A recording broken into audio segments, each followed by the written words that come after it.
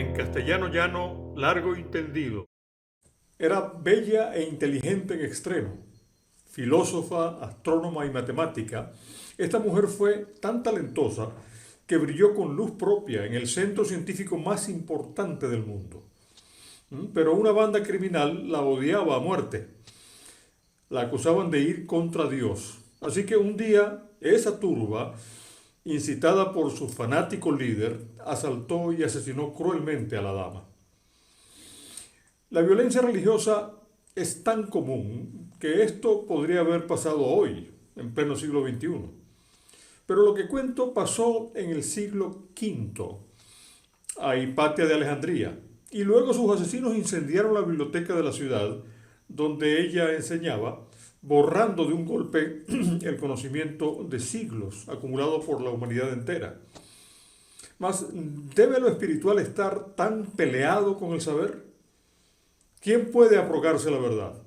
¿Y qué papel juega la ignorancia en el odio religioso? Bienvenidos en castellano llano, largo y tendido. Hoy con ciencia, ignorancia, religión y misticismo. Que les sea de provecho. Episodio 1. Falacias sobre ciencia y tecnología. Los seguidores de este canal recordarán que varias veces hemos tenido el atrevimiento de atacar ideas muy populares y desnudar falsedades reverenciadas como verdades incontestables por muchas personas.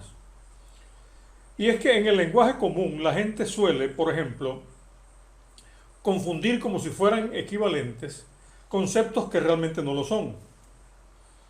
Y esto muchas veces por simple uso ligero del lenguaje o malos hábitos de expresión. Como por ejemplo el abuso del llamado apócope, del que hablamos en la serie Mitos de Moda. Pero otras veces, y esto es más serio, la confusión se origina en fallas de lógica o falta real de conocimiento de lo que los conceptos denotan. Los siguientes son ejemplos de equívocos que hemos desarmado aquí en castellano llano. Recordarán en la mencionada serie cuando criticamos la confusión que domina el habla común de hoy, cuando la gente se refiere a la tecnología de las computadoras, su programación y sus aplicaciones, llamándola simplemente tecnología, o sea, la tecnología, a secas, como si la única tecnología que existe fuera la tecnología informática. Puede argumentarse que este es simplemente un caso de pobre uso del apócope, aplicándolo abusivamente a una frase entera. El segundo y más grave tipo de confusión lo atacamos en nuestra serie Antónimos y Antinomias, cuando, como recordarán, desmantelamos la idea de que realmente lo material es radical y diametralmente distinto a lo inmaterial. Intentar esto fue bastante atrevido,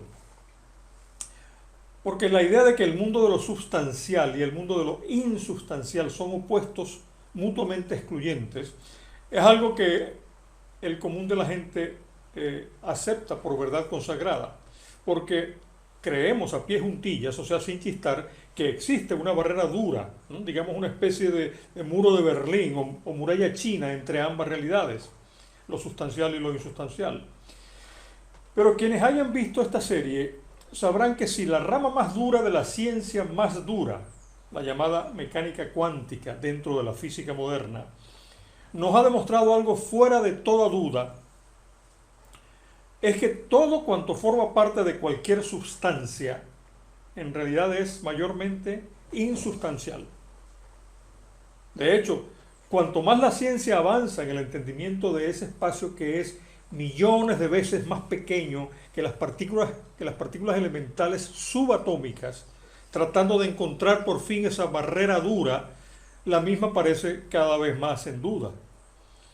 Y la respuesta así, lo que existe en vez es un continuo entre lo sustancial y lo insustancial, sin que haya un límite claro entre ambos, es, como diría un guasón moderno, lo más seguro es que, ¿quién sabe?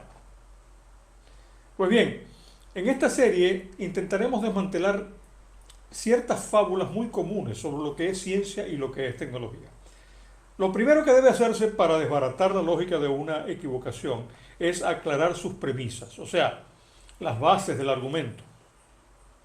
Justamente lo que más dificulta que nos pongamos de acuerdo sobre conceptos, cualesquiera que sean, no es tanto que entendamos cosas distintas por dichos conceptos, sino porque no aclaramos por qué entendemos eso que entendemos. Allí se origina la mayor parte de los enredos que se arman en la comunicación, especialmente si existen además lo que en sentido figurado podríamos llamar equivocaciones al cuadrado, esto es, la confusión de dos ideas que se origina en entender una de ellas, o las dos, basándose a su vez en otra confusión sobre otro par de ideas conectadas. Y esta especie de confusión en cadena puede tener dos o más eslabones y subdivisiones, produciendo equivocaciones al cubo, a la cuarta, etcétera, etcétera, y haciendo la aclaración más difícil y más impenetrables los mitos que lleguen a formarse solo por falta de aclaración.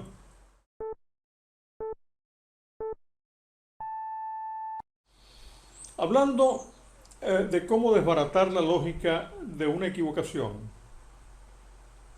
en el anterior episodio dijimos que lo primero que debe hacerse es aclarar sus premisas, o sea, las bases del argumento. Pues lo que más suele dificultar el ponernos de acuerdo sobre conceptos no es tanto que entendamos cosas distintas por dichos conceptos, sino que no aclaramos por qué entendemos lo que estamos entendiendo. Decíamos también que la mayor parte de los enredos de comunicación se complican más cuando existen lo que figurativamente llamamos equivocaciones al cuadrado, al cubo, etc., que es la confusión sobre ideas basada a su vez en otra confusión previa sobre otras ideas conectadas y así sucesivamente en una especie de confusión en cadena. Por eso, en nuestro caso presente, primero aclararé qué voy a entender por ciencia. Pero para aclarar el concepto de ciencia debo a su vez primero aclarar otro enredo conectado en cadena, la usual confusión que también existe entre ciencia y tecnología.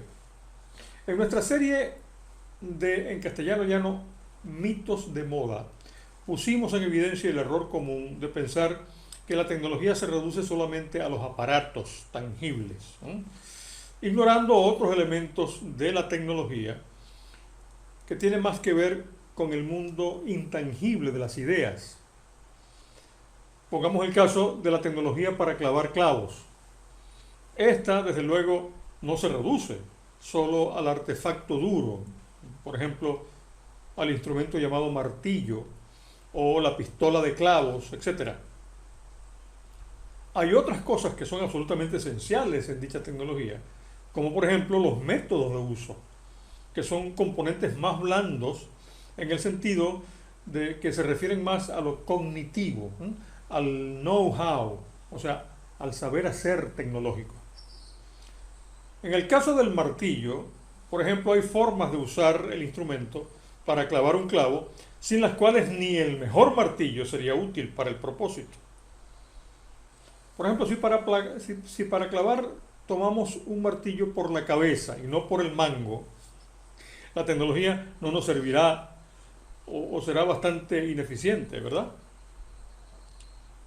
Incluso agarrándolo por el mango, existen modalidades o técnicas distintas de agarre y manipulación que hacen más o menos eficiente el uso del martillo.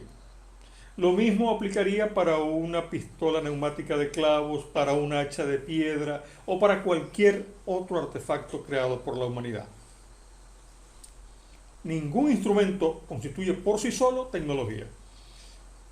Y si entendemos que el conjunto complejo de los métodos, las técnicas y los instrumentos trabajan en forma complementaria, entenderemos mejor el concepto de tecnología y comprenderemos mejor, dicho sea de paso, que viéndolo bien, lo puramente tangible o sea, los aparatos, ni siquiera son los más importantes en la tecnología.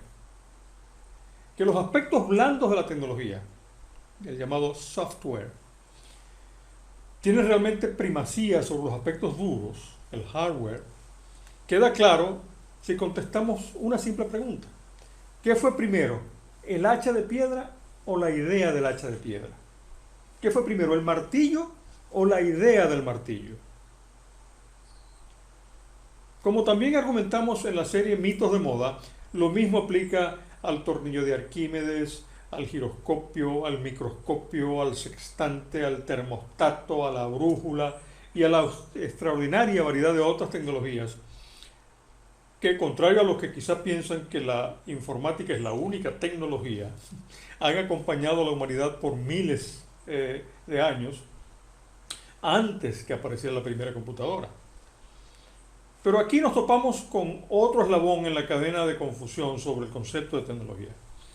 El común de la gente piensa que la tecnología es atributo solo de la civilización humana.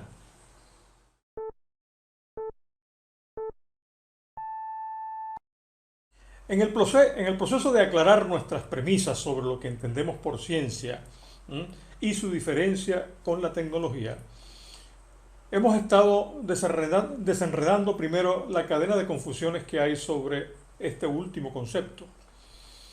Y en el episodio anterior dijimos que quizá una de las peores confusiones que tenemos es pensar que la tecnología es solo propia de la civilización humana. Ya mostramos aquí, en castellano llano, que el ser humano no es la única criatura terrestre capaz de usar tecnología, ni tampoco la única capaz de producir tecnología, como por mucho tiempo se dio por cierto. Hoy la ciencia ha demostrado que otras especies distintas de la humana son también tecnológicas. Y no solo otros mamíferos superiores, como los chimpancés. Hasta esa especie de simios aparentemente llega la capacidad de crear herramientas y procedimientos. Pero incluso animales evolutivamente inferiores, como las aves o los insectos, han sido observados en la naturaleza usando herramientas y procedimientos para propósitos identificables. Vean, por ejemplo, nuestra serie El dolor del acto creativo. Pero no necesitamos ir tan lejos para saber que la tecnología no es marca exclusiva de la humanidad civilizada. Nuestra civilización ha existido en este planeta solo por algunos 10.000 años. Pero la especie humana ha vivido en la Tierra no por 10.000 años, sino por cientos de miles de años. Se calcula unos 200.000 años. Más aún, el género al cual nuestra especie pertenece, el género Homo, ha habitado el planeta por millones de años. Se estima más o menos 2,5 millones de años. O sea que la civilización humana solo ha durado el 1% del tiempo que nuestro género ha existido. Y si hablamos de nuestra especie, hemos sido civilizados solo en el último 5% de ese tiempo. Ahora bien, para sobrevivir mucho antes de eso, en sabanas y selvas, compitiendo con animales mucho más veloces, mucho más fuertes, con dientes más grandes, con garras y músculos poderosos, o sea, en lo físico muy superiores a nosotros, ¿cómo creen ustedes que pudimos arreglárnosla? De no ser justamente porque fuimos capaces de desarrollar tecnología, es decir, métodos, técnicas e instrumentos para competir por la sobrevivencia.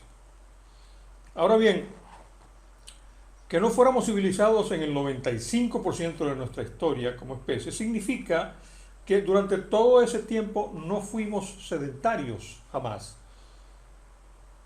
Es decir, que por 190.000 años nunca nos quedamos quietos en ningún lugar.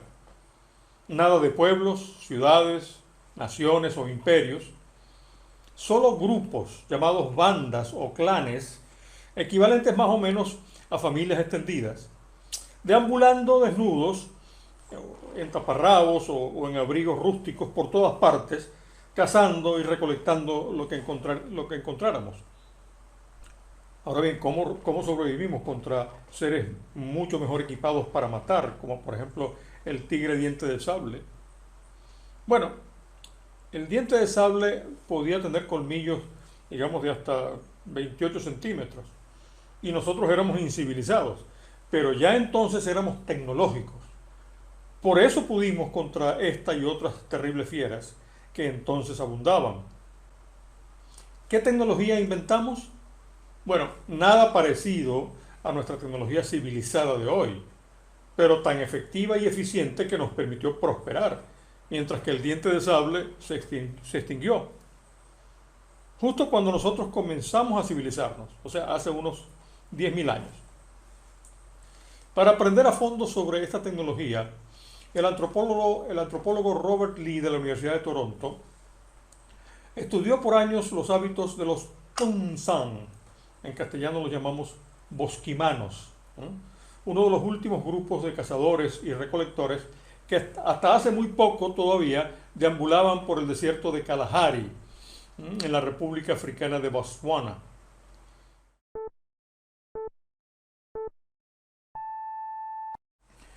Para desbaratar el mito extendido de que solo el hombre civilizado puede producir tecnología, ya dijimos que Homo sapiens solo pudo sobrevivir durante la mayoría de sus 100.000 años en la Tierra, justamente por su tecnología, mucho antes de volverse civilizado, que fue solo hace unos 10.000 años. De hecho, otros seres del género Homo ya eran tecnológicos millones de años antes. La gráfica que ven es la representación de una banda de ancestros homínidos primitivos en la sabana africana, reconstruida en base a huesos fósiles y otros restos excavados de una criatura que los científicos bautizaron Homo habilis, justamente porque ya era hábil. Tenía la habilidad de producir y manejar herramientas hace 2,5 millones de años. Desde luego, en series anteriores ya mostramos que incluso animales evolutivamente inferiores, como los chimpancés, los buitres egipcios, las garzas morenas y las hormigas cortadoras, usan e incluso fabrican herramientas, en algunos casos desde hace 25 millones de años. Vean, por ejemplo, nuestra serie El dolor del acto creativo.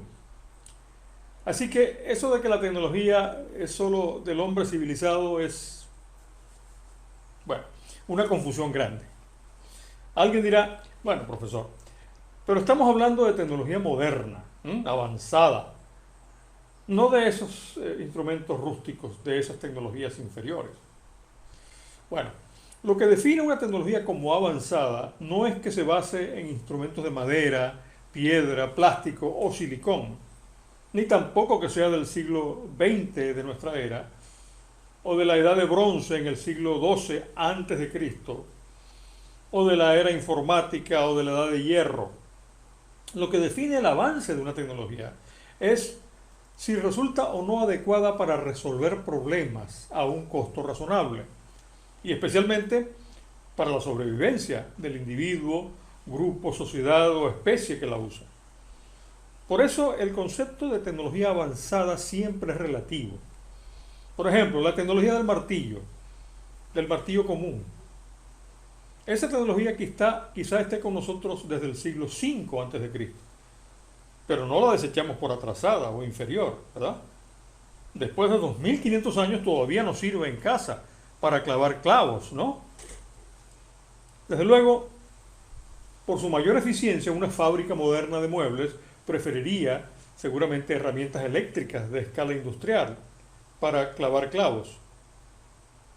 Pero no todo el mundo puede gastarse una pistola neumática en casa.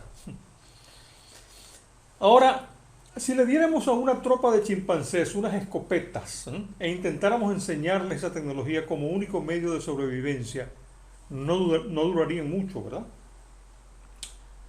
Bueno, dirán algunos, eso es porque los chimpancés tienen cerebros muy pequeños y jamás aprenderían semejante tecnología. Seguro.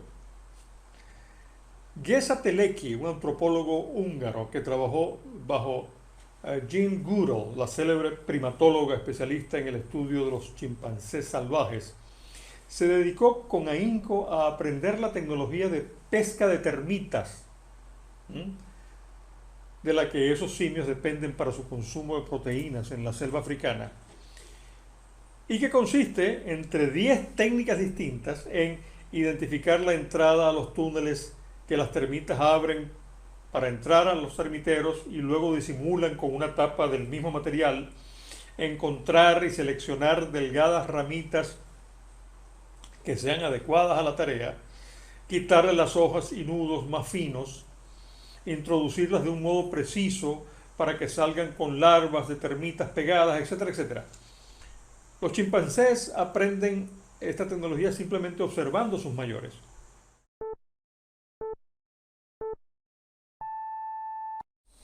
Decíamos que el criterio para determinar que una tecnología sea avanzada o no, no es el tipo de materiales que use, ni el siglo en que se inventó, ni el tamaño del cerebro de quien la use, sino si es útil o no para un fin, especialmente si este fin es la sobrevivencia del usuario.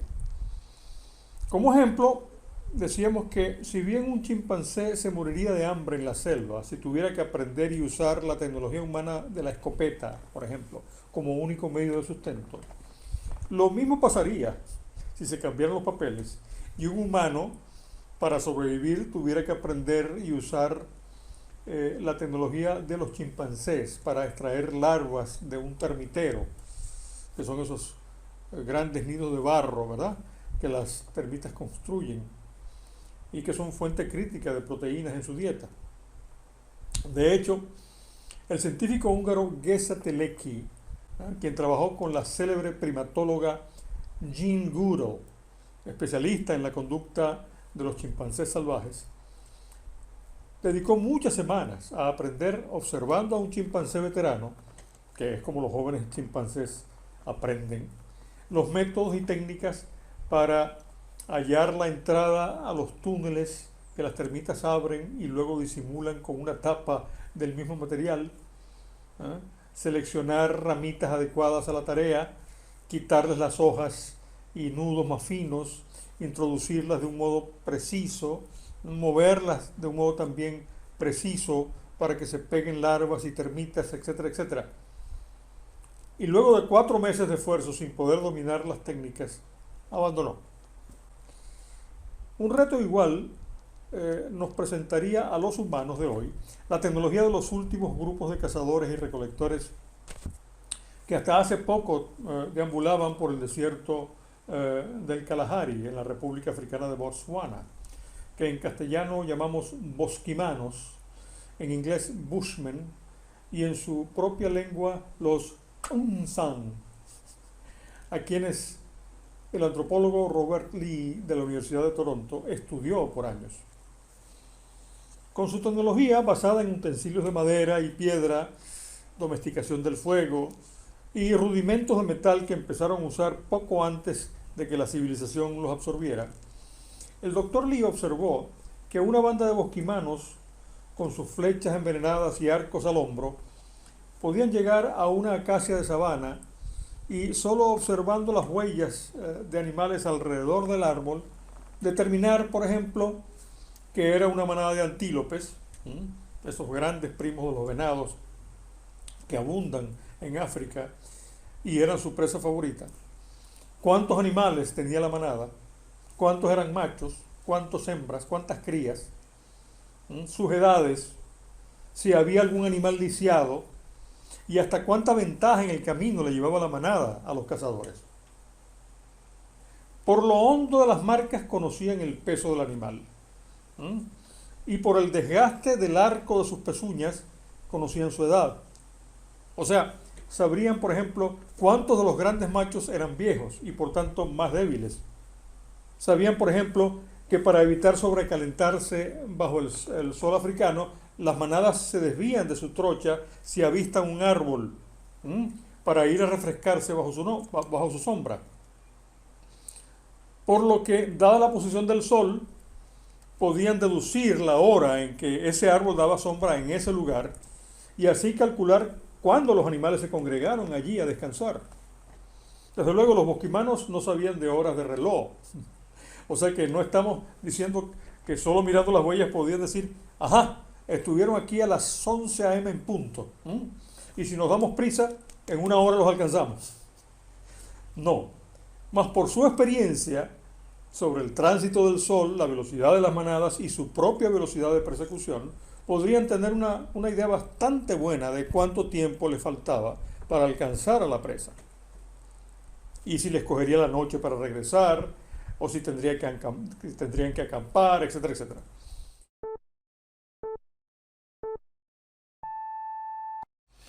Hemos desmontado confusiones sobre la tecnología como que es exclusiva de la civilización, o que es avanzada solo por ser moderna, o que es inferior si es propia de seres de menor inteligencia.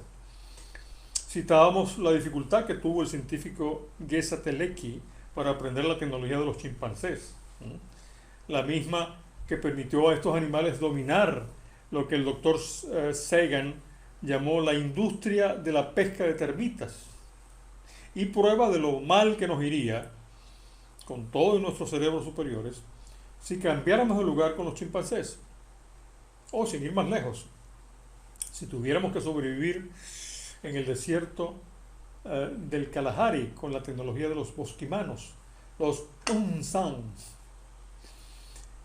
Ilustramos los métodos y técnicas que ellos usaban, por ejemplo, para cazar antílopes, como rastrear a estas bestias mucho más grandes, armadas de cuernos y capaces de gran velocidad, solo interpretando las huellas dejadas donde los animales se refugian del sol.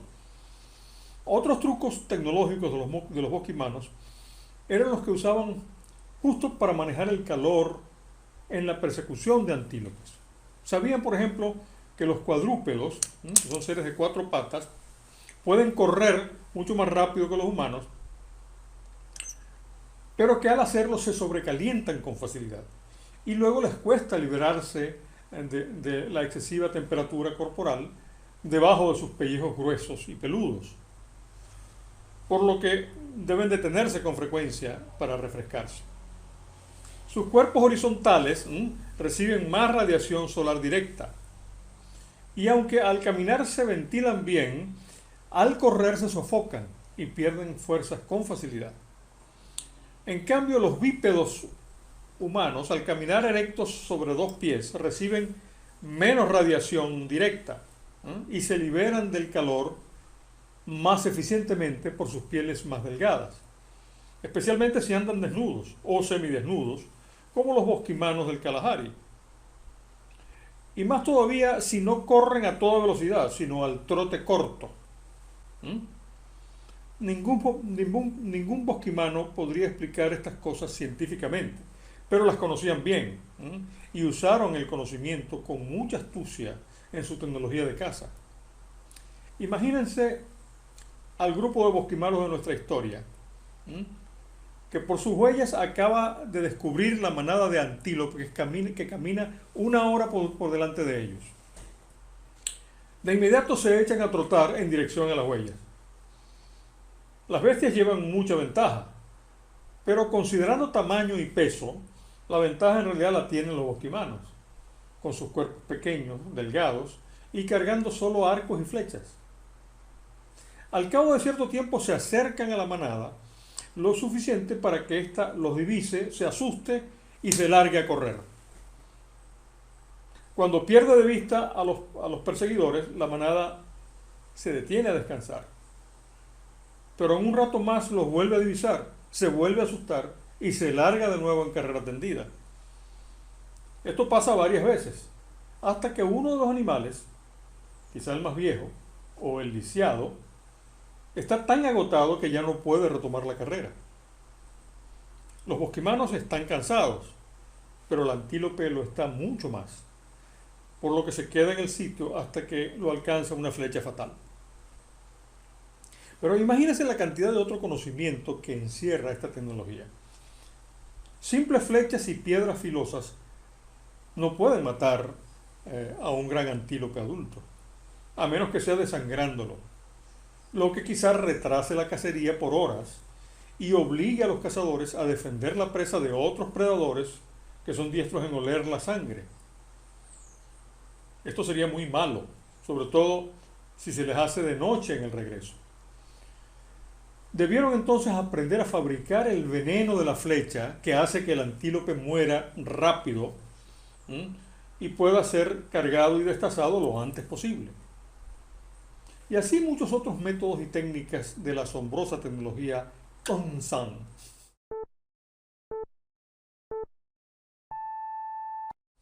Antes de abandonar el tema de las falacias sobre la tecnología y entrar en las que existen sobre la ciencia, diré unas palabras finales sobre los métodos de los bosquimanos, esos maravillosos tecnólogos del Kalahari en África, para lidiar con la más grave amenaza a su existencia, el calor, y su posible consecuencia mortal, la deshidratación dentro del semidesierto donde vivían.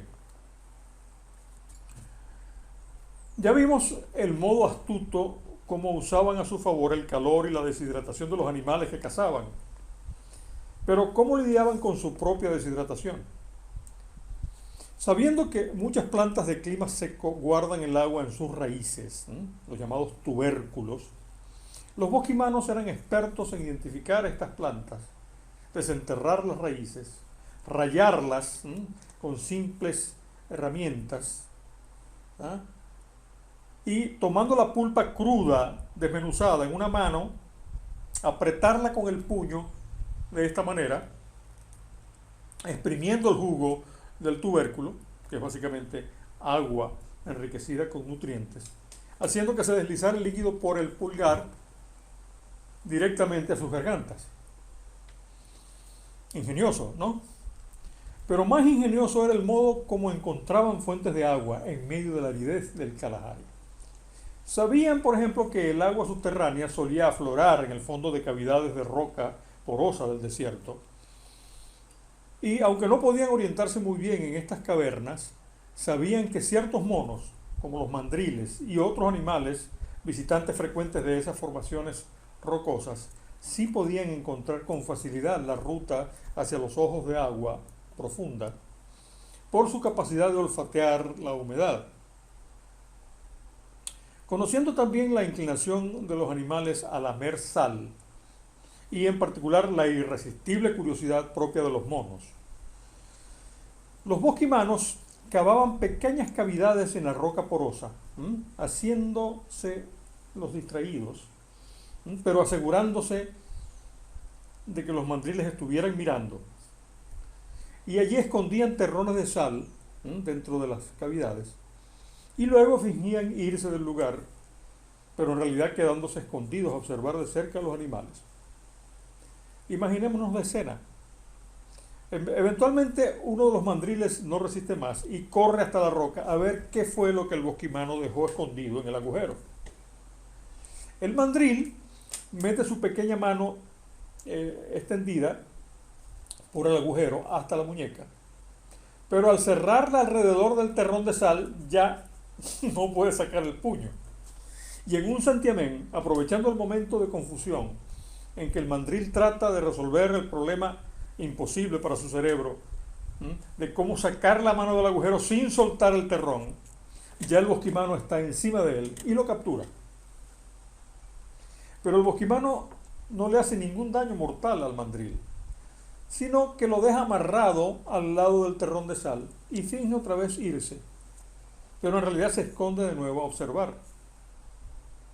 El mandril, desde luego, no resiste la tentación de lamer una y otra vez el terrón de sal.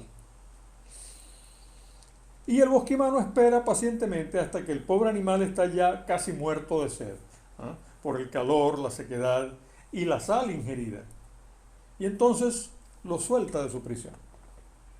El mandril, desde luego, sale despedido, pero esta vez en busca desesperada del ojo de agua en el fondo de la caverna, con el bosquimano atrás corriendo con igual agilidad hasta descubrir la fuente subterránea de agua. Entonces, los bosquimanos no solo eran tecnólogos muy astutos, sino que eran verdaderos científicos. Como el Homo sapiens siempre lo fue instintivamente, desde su aparición en el planeta. En realidad, no puede haber tecnología humana sin ciencia. Y es quizá por eso que con frecuencia se confunden los dos conceptos. La ciencia es, entre otras cosas, observación inteligente y sistemática del mundo alrededor.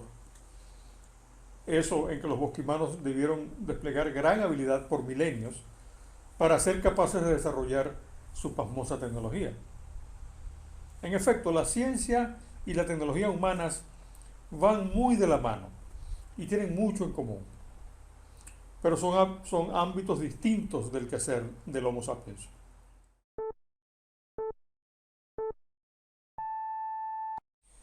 Analizando el ejemplo de los bosquimanos, los Unsan del Kalahari en África, en el pasado episodio concluimos que la tecnología humana y la ciencia son como primas hermanas. Tienen mucho en común.